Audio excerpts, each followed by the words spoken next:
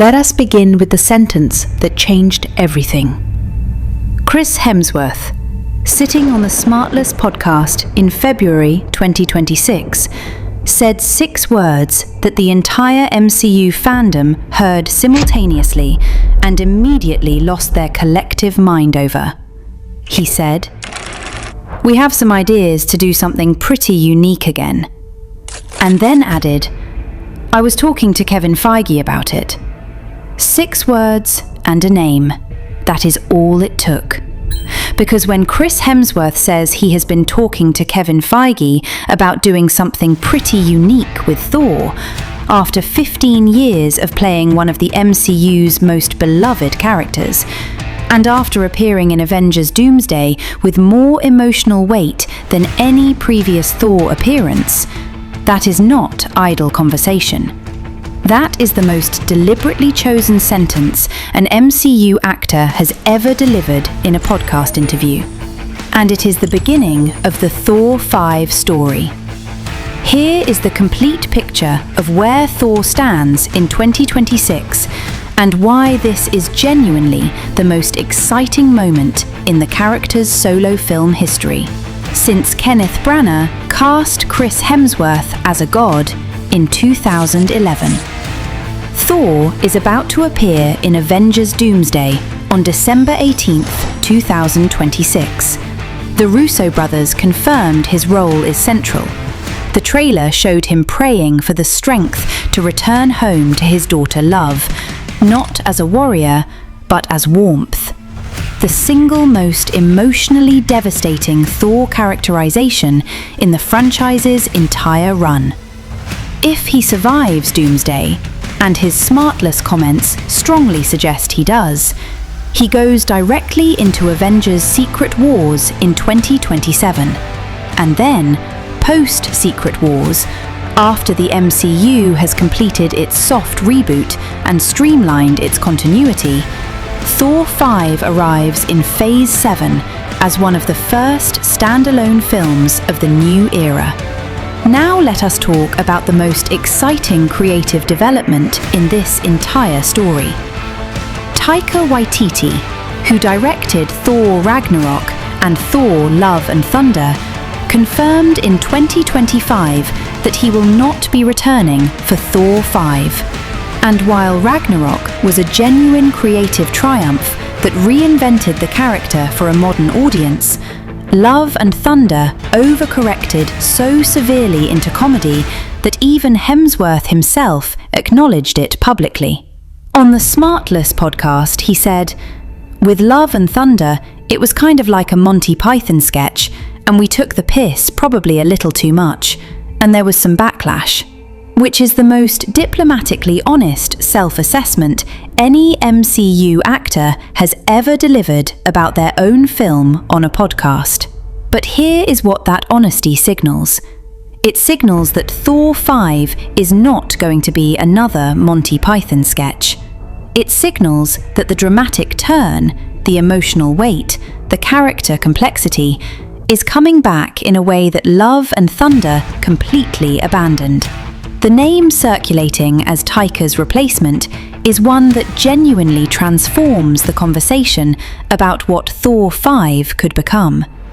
George Miller, the director of Mad Max Fury Road, the filmmaker who made arguably the greatest action film of the last 30 years, who worked with Hemsworth on Furiosa, who gave Hemsworth one of the most physically and dramatically committed performances of his career outside the MCU. Hemsworth and Miller have a creative relationship that produced something extraordinary, and industry reports suggest Miller has been in talks with Marvel about taking on Thor 5.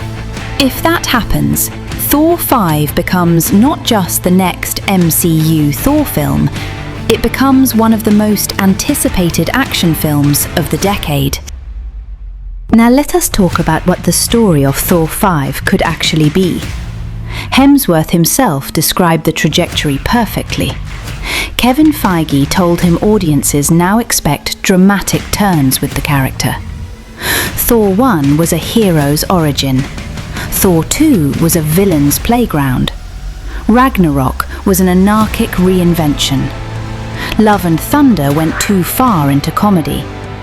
The dramatic pendulum has been swinging, and after Doomsday, after a film where Thor prays to be something gentler for his daughter, and then presumably has to become something harder for the world, the dramatic turn available to Thor 5 is the most interesting one the character has ever been offered.